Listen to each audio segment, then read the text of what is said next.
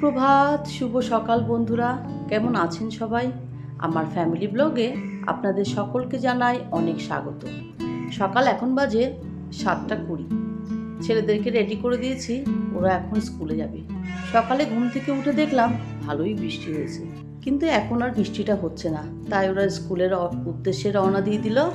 এবার ঘরে এসে আমি চা করে নিলাম, মানে এটা আমার ব্রেকফাস্টই বলতে পারেন। ছেলেদেরকে চাউমিন করে দিয়েছিলাম, তার থেকে একটু বেশি গেছে, সেটাই রেখে দিয়েছি। আর কয়েকটা বিস্কুট নিয়ে চাটা খেয়ে নেব। সকালে নিজের জন্য তো আর কিছু করবো না, এটা দিয়েই সকালটা খাওয়া হয়ে যাবে। চলুন এবার চাটা একটু ধীরে সুস্থে বসে খেয়ে নিই, আর খেতে খেতে একটু মোবাইল দেখে নিই। কারণ এই চা খাওয়ার সময়টাই আমি একটু বসার সুযোগটাই পাই। চা খেয়ে নিয়ে তো আবারও ঘরের কাজে লেগে পড়বো। সবার আগে বিছানাগুলো তুলে রেডি করব। বিছানা তো তোলা হয়েই গেছে, শুধু একটু ছেড়ে দেব, মানে বিছানার চাদরগুলো একটু টান টান করে দেবো। অনেক দিন পর এইভাবে ভিডিও করছি, কারণ ঘরের কাজ অনেক দিন পরই আপনাদের সঙ্গে শেয়ার করছি। সেভাবে ঘরের কাজগুলো আপনাদের সঙ্গে আর শেয়ার করা হয়ে উঠছিল না, তাই ভাবলাম আজকে যখন ভিডিও করছি তাহলে পুরোপুরি কাজগুলো দেখায়। আসলে কি বলুন তো, ক্যামেরা অন করে কাজ করতে গেলে না অনেকটা সময় চলে যায়, তো তাই তাড়াহুড়ো করে ক্যামেরা অফ করে কাজ করে নিই। এদিকে দেখুন, এই ঘরের বিছানাটাও একেবারে টান টান করে দিলাম। আর দেখতে পাচ্ছেন পাশে কিন্তু আমি একটা ছোট্ট টেবিল তৈরি করেছি, মানে ছোট্ট একটা টুলের উপরে এইভাবে জিনিসপত্র রেখে দিচ্ছি। কেন বলুন তো, রাত্রিবেলা মোবাইলটা রাখতে, জলটা নিতে সেই নিচু হতে হয়, তাই ভাবলাম এখানে থাক।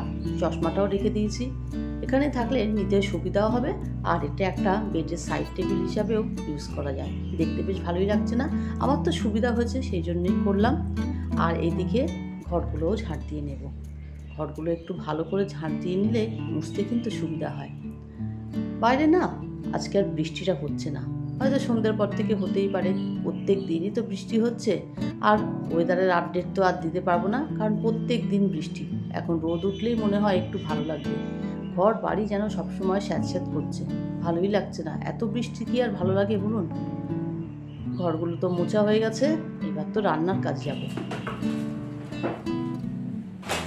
অনলাইন থেকে না একটা রান্নাঘরের প্রয়োজনীয় জিনিস অর্ডার করেছিলাম, সেটা আপনাদের সঙ্গে একটু শেয়ার করব। কি নিলাম চলুন আপনাদেরকে দেখাই। এটা খুব দরকার ছিল আমার, সেই জন্যে নিয়েছি। চলুন আগে দেখাই, তারপরে বলছি। এই দেখুন, এইভাবে এসেছে। আমি অবশ্য খুলে দেখে ফেলেছি, এখন আপনাদের সামনে আবার দেখাচ্ছি।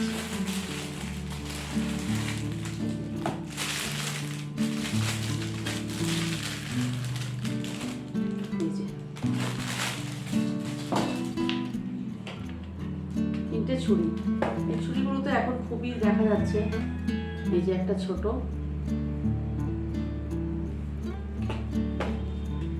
তারপরে সাইজটা এই যে, আর তারপরে এই যে। আর জানেন তো ভীষণ ধার। চলুন আপনাদেরকে আমি কিছু একটা কেটে দেখাই।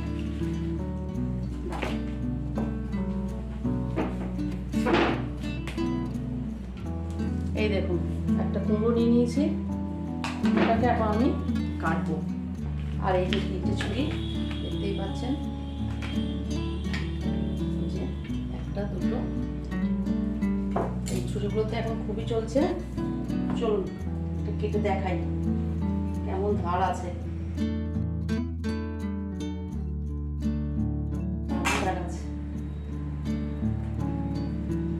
কুমড়োটা তো কাটলাম, এইটা দিয়ে দিচ্ছি।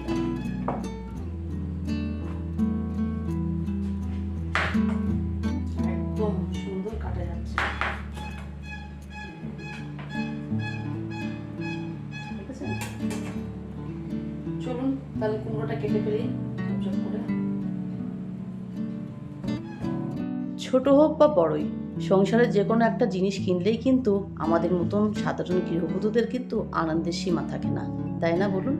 আমার যেমন এই ছুরিটা কিনে খুবই আনন্দ লাগছে, তাই আপনাদের সঙ্গেও শেয়ার করে ফেললাম। এরকম ছোট ছোট জিনিস দিয়েই তো ঘরগুলোকে সাজানো যায়। কত সুন্দর কাটা যাচ্ছে, খুব ভালো লাগছে।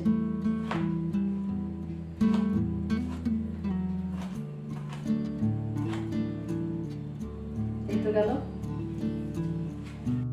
চলুন এবার রান্না বান্না শুরু করা যাক, না হলে অনেকটা বেলা হয়ে যাবে, ছেলেরা আবার বাড়িতে আসবে।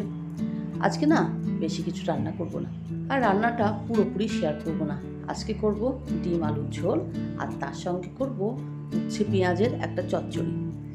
এই তো তেলের মধ্যে তো তেজপাতা জিরে ফোড়ন দিয়ে দিয়েছি, তারপরে টমেটো পেঁয়াজ কাঁচা লঙ্কা আদা রসুন একসঙ্গে বেটে নিয়েছিলাম সেটাও দিয়ে দিলাম, আর তারপর দিয়ে দিলাম গুঁড়ো মশলা, ধনে গুঁড়ো, জিরে গুঁড়ো, হলুদ গুঁড়ো, লঙ্কা গুঁড়ো, আর তার সঙ্গে পরিমাণ মতো লবণ দিয়ে মশলাটাকে বেশ ভালো করে কষিয়ে নিয়েছিলাম। আর এদিকে দেখতেই পাচ্ছেন আলুগুলো দিয়ে দিয়েছি। আলুগুলো না আগের থেকে একটু সেদ্ধ করে ভেজে রেখে দিয়েছিলাম, তাহলে রান্নাটা না খুব সহজেই হয়ে যাবে।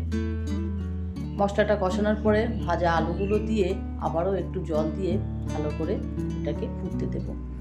তারপর এর মধ্যে দিয়ে দেবো ভেজে রাখা ডিমগুলো। দেখুন ডিমগুলো তো দিয়ে দিয়েছি, এবার এটাকে কিছুক্ষণ ফুটিয়ে নিয়ে উপর থেকে একটু গরম মশলা ছড়িয়ে নামিয়ে নেব।